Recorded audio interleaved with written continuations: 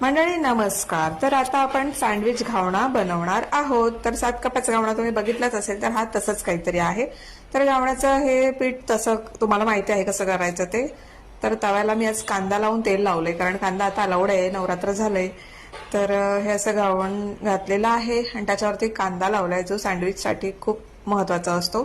दुसरा भाग असा घालून घ्यायचा आहे आणि त्याच्यावरती भाजून झाल्यानंतर टोमॅटो लावायचा आहे, टोमॅटोचा थर लावायचा आहे आणि हा पलटवायचा आहे. जसं आपण 7 कपाचे घावणे मी दाखवले होते ना, तसंच सेम. आणि आता परत ह्या बाजूला तेल लावायचं. मी तूप नाही लावलंय कारण हा गोडाचा नाही आहे, म्हणून तेल लावलं आहे. तर आता ह्याच्यावरती मी बीट किसून घातलेला आहे आणि चाट मसाला आणि ह्याची आपल्या जिऱ्याची पावडर घालायला विसरू नका, त्याच्याने टेस्ट येते.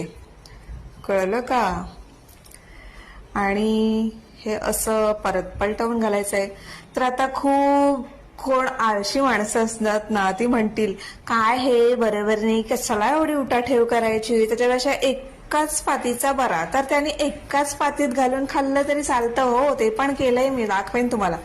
तर आता हे गाजर मी किसून घातलेलं आहे आणि हे गाजर पण झाल्यानंतर त्याच्यावरती दाखवल्याप्रमाणे जिऱ्याची पावडर आणि चाट मसाला ही असा शिवरायचा आहे आणि ते परत पलटवायचं आहे. या बाजूला इकडून तिकडे तिकडून इकडे असं करायचं असतं 7 कपाच्या घावण्यांच्या ह्याच्यात.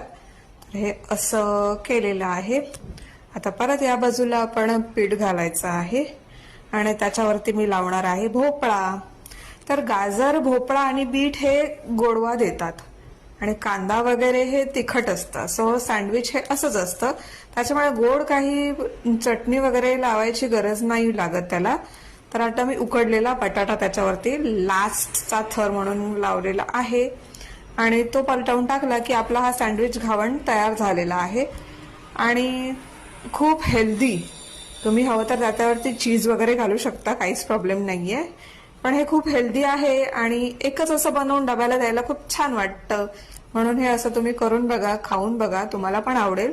मला तर खूप आवडलं आहे हे आणि माझ्या मिस्टरांनाही खूप आवडलं. आणि ही माझ्या सासूबाईंनी सुचवलेली रेसिपी आहे आणि माझ्या मिस्टरांनी सेकंड त्याच्यात मला दाखवलं आहे की काही काही जण म्हणतात ना, हे बघा हे असं दिसतं. आणि मी चटणी बनवली होती पुदिन्याची, त्याच्यासोबत हे खाल्लं, एवढं सुंदर चवीला झालं होतं, म्हणून सांगू की बस रे बस. आणि हा असं कसं एक खाल्ला की पोट भरतं असं होतं.